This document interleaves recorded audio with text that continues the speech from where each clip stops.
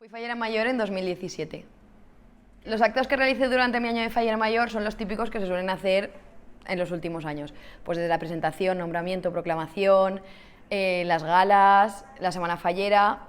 Y además tuve la suerte de poder hacer las 3 ofrendas de la comunidad, la de Castellón a la Virgen del Lledó, la de Alicante a la Virgen del Remedio y nuestra ofrenda a la Mare de Déu.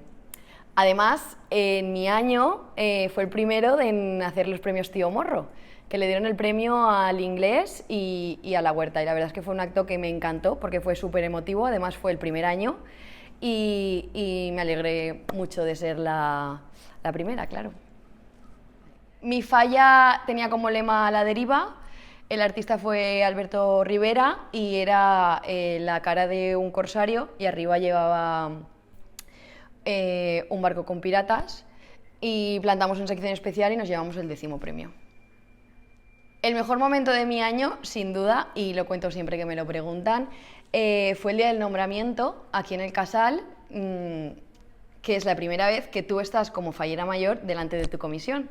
Y entonces el momento que más me impactó fue el de cantar el himno desde la otra perspectiva. Entonces, claro, tú has cantado siempre el himno desde ahí delante, viendo a la fallera mayor con tus amigas, jijijaja, y cantarlo desde aquí delante, que justo se hace aquí, pues me emocionó muchísimo y para mí fue el momento más especial de todo el año. No cambiaría nada de mi año de fallera mayor. Creo que todo pasa por algo y que en todos los años hay momentos buenos y momentos menos buenos, pero que el año que te toca es el que te toca y que todo pasa por algo y que está elegido para ti. Pues contaría 2 anécdotas. La primera es que cuando yo empecé a hacerme los trajes de fallera mayor, fue finales de agosto, principio de septiembre, con toda la ilusión del mundo subí una foto de que salía medio traje mío y era un dibujo muy característico, en blanco y negro, para que no se supieran los colores ni nada.